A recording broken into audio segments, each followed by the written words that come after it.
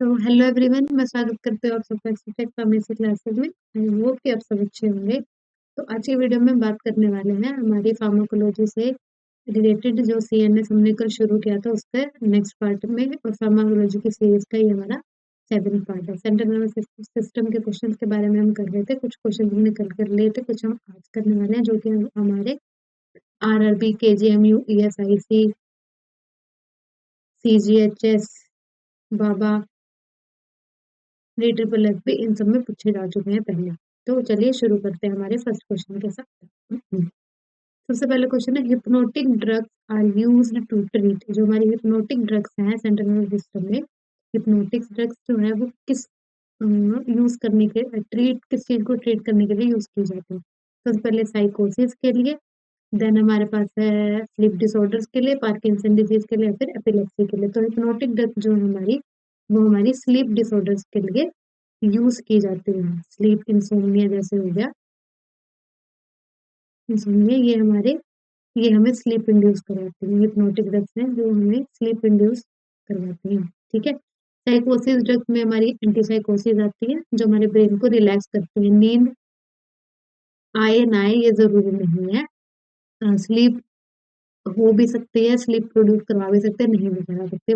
In general ये हमारे brain को रिलैक्स करवाती है। पार्किंसन डिजीज में भी इनका कोई काम नहीं है। पार्किंसन डिसऑर्डर हमारा तो मूवमेंट से रिलेटेड होता है, मोटर एक्टिविटी से जो हमारा रिलेटेड जो डिसऑर्डर है। एपिलेप्सी हमें पता है कन्वर्जन है। तो स्लीप डिसऑर्डर को ट्रीट करने के लिए हमारी जो हिप्नोटिक ड्रग्स है वो हम देते हैं।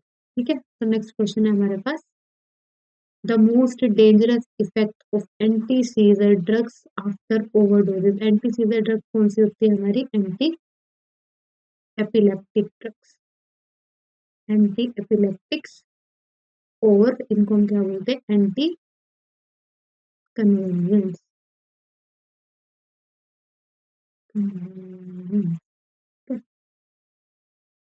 तो अगर हमारी एंटी एपिलेप्टिक्स, एंटी सीजर या एंटी कन्वर्जेंट ड्रग की ओवरडोज हो जाए तो उससे क्या हो सकता है डेंजरस इफेक्ट? जीआई इरिटेशन, नहीं। एलोपेशिया मतलब हमारे हेयर लॉस होना ज्यादा, मतलब काफी ज्यादा हेयर लॉस होना, बाल्ड हो जाना ऊपर से, बिल्कुल यहाँ पे गंजा हो जाना यहाँ से। सेडेशन प्रोड्यूस नहीं करेंगे, सेडेशन कोई डेंजरस इफेक्ट नहीं है। डेंजरस इफेक्ट क्या रहेगा यहाँ पे? रेस्पिरेटरी डिप्रेशन, हमारे रेस्पिरेटरी सिस्टम को डिप्रेस कर देगी। अगर हमारे एंटीसीजर ड्रग्स की ओवरडोज हमने कंज्यूम कर ली तो रेस्पिरेटरी डिप्रेशन हो जाएगा, जिसकी वजह से डेथ भी हो सकती है। ठीक है। तो A will be your right answer. Next question, which of the following neurotransmitter are involved in Parkinson disease. अब इनमें से कौन सा ट्रांसमीटर है जो पार्किंसन डिसीज में इन्वॉल्व होता है? पार्किंसन डिसीज पता है सबको। पार्किंसन डिजीज क्या होती है हमारी? मोटर एक्टिविटीज का लॉस होना। ठीक है। Loss of motor activities, motor activities मतलब मूवमेंट, हमारा चलना, खाना, बोलना, हाथ हिलाना, लिखना, ये सब कुछ। ठीक है। तो क्या होता है? सब्सटेंशिया नाइग्रा, सब्सटेंशिया नाइग्रा हमारा ब्रेन का पार्ट है, हाइपोथैलेमस का। ठीक है। हाइपोथैलेमस का पार्ट है सब्सटेंशिया नाइग्रा, जिसके अंदर हमारे डोपामिनर्जिक न्यूरॉन्स बनते हैं। डोपामिनर्जिक बनते नहीं, प्रेजेंट होते हैं डोपामिनर्जिक न्यूरॉन्स। ठीक है।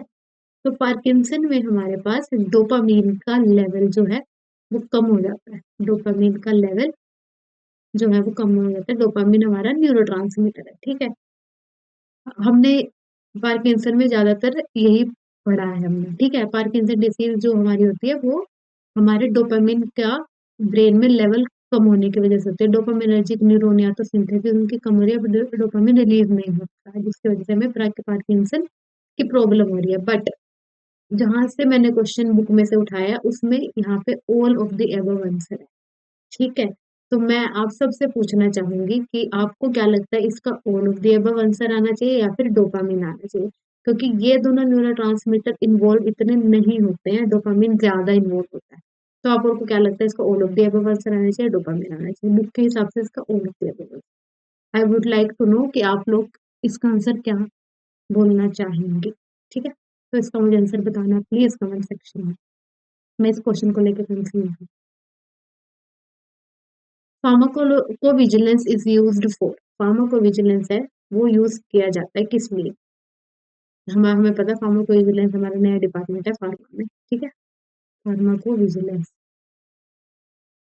हमारी इकलौती डेस्क जॉब है, ठीक है। कॉर्पोरेट वर्ल्ड में हमें बिठा रखा है इसमें फार्माकोविजिलेंस डिपार्टमेंट में। फार्माकोविजिलेंस डिपार्टमेंट हमारा क्या करता है, जो भी फेज 4 में जो ड्रग है, फेज 4 मतलब पोस्ट मार्केटिंग सर्विलियंस, मतलब जो मार्केट में आ चुकी हैं ड्रग, उसकी टॉक्सिसिटी स्टडी करता है जो डिपार्टमेंट, वो हमारा फार्माकोविजिलेंस डिपार्टमेंट टॉक्सिसिटी स्टडी करेगा हमारा फार्माकोविजिलेंस डिपार्टमेंट। जो हमारी मार्केट में ड्रग्स अवेलेबल हैं, जो हम यूज कर रहे हैं, उसका कोई साइड इफेक्ट तो नहीं आ रहा, कोई टॉक्सिक इफेक्ट तो नहीं आ रहा, तो ये हमारे डॉक्टर के साथ इन्वॉल्व रहते हैं। डॉक्टर, कोई पेशेंट आया उसने डॉक्टर को बताया आगे, तो वो डॉक्टर फार्माकोविजिलेंस डिपार्टमेंट को रिपोर्ट करता है, ठीक है। तो ये वाला जो डिपार्टमेंट है ये हमारी ड्रग की मॉनिटरिंग करता है, जो हमारी मार्केट में अवेलेबल हैं, जिनको हम यूज कर रहे हैं, ठीक है। तो क्या है, to monitor drug toxicity, options, to monitor unauthorised drug manufacture, no. Monitoring of students, no. Check course, no. Monitor drug toxicity, drug की टॉक्सिसिटी को मॉनिटर करना हमारे फार्माकोविजिलेंस डिपार्टमेंट का काम है, तो A will be your answer, ठीक है। Next question, sodium valproate is used in, जो सोडियम वेलप्रोएट है हमारा, इसमें यूज होता है, ठीक है। एपिलेप्सी में हमें पता है, नाम सुना होगा, एपिलेप्सी में हो रहा है हमारा सोडियम चैनल ब्लॉकर होता है, वेलप्रोइक एसिड बोलते हैं। और हमारा मूड डिसऑर्डर में भी इसको यूज किया जाता है, ठीक है, sodium valproate. Both mood and disorder and epilepsy में हम सोडियम वेलप्रोएट को यूज करते हैं, क्योंकि हमारे मूड को भी एनहेंस करता है और हमारे एपिलेप्सी से भी हमें प्रिवेंट करवाता है, ठीक है। Next question, which of the following drugs is 99% protein bound in plasma?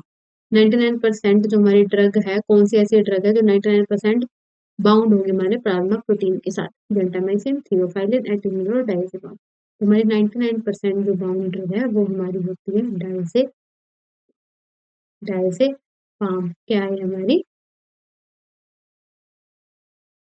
क्या है ये, बेंजोडाइजेपीन्स है हमारी, ठीक है, बेंजोडाइजेपीन्स, ठीक है। यहाँ पे भी जिपाम वाला सफिक्स आ जाए तो हमारी बेंजोडाइजेपीन्स हमारी सेडेटिव्स एंड एपिलेप्टिक्स में काम आती है, प्लस एंटी एपिलेप्टिक्स होती है, ठीक है। डायजेपाम हमारी जो ड्रग है जो 99% प्लाज्मा बाउंड रहती है, ठीक है। जिसकी वजह से इसका लॉन्गर ड्यूरेशन ऑफ एक्शन भी होता है। जो हमारी ड्रग ज्यादा टाइम तक प्रोटीन के साथ बाइंड रहेगी, प्लाज्मा प्रोटीन के साथ, तो उसकी जो हाफ लाइफ है वो बढ़ जाती है, ठीक है। हाफ लाइफ बढ़ गई उसकी, इंक्रीज होगी, जिसकी वजह से उसका लॉन्ग ड्यूरेशन ऑफ एक्शन रहता है, ठीक है। मतलब सिंपल सी बात है, जो ड्रग हमारी बॉडी में ज्यादा समय, लंबे समय तक रहेगी, तो वो उसका एक्शन भी लंबे समय तक रहता है, ठीक है। तो धीरे धीरे रिलीज होगी और लंबे टाइम तक इसका इफेक्ट होगा, तो ये लॉन्ग एक्टिंग ड्रग होती है, लॉन्ग एक्टिंग बायोडायजेटिक। Next question, the skeletal muscle relaxant with the longest duration of action, जो स्केलेटल मसल रिलैक्सेंट होते हैं हमारे, जो एनएम रिसेप्टर पे जाके बाइंड होंगे हमारे, वो कौन सी होगी? हेक्सामिथोनियम, नोवाक्यूरियम, पेनक्यूरोनियम या रोवाक्यूरियम। तो हमारी पेनक्यूरोनियम ऐसी ड्रग है जो हमारी लॉन्गेस्ट ड्यूरेशन ऑफ एक्शन, ये सारी की सारी स्केलेटल मसल रिएक्शन है, but longer duration of action हमारे पास किसका रहेगा? पेनक्यूरोनियम का, ठीक है। तो याद रखना है इसको। तो आज की वीडियो के लिए इतना ही, इतने ही क्वेश्चन थे। आई होप कि आपको ये वीडियो के क्वेश्चन समझ आए होंगे। और वो जो मैंने पार्किंसन वाला पूछा था न्यूरो ट्रांसमीटर से रिलेटेड, उसका आंसर प्लीज मुझे देना कमेंट सेक्शन में, ठीक है। तो आज की वीडियो के लिए इतना ही, मैं आपसे मिलती हूँ अगली वीडियो में, तब तक के लिए ध्यान रखिए।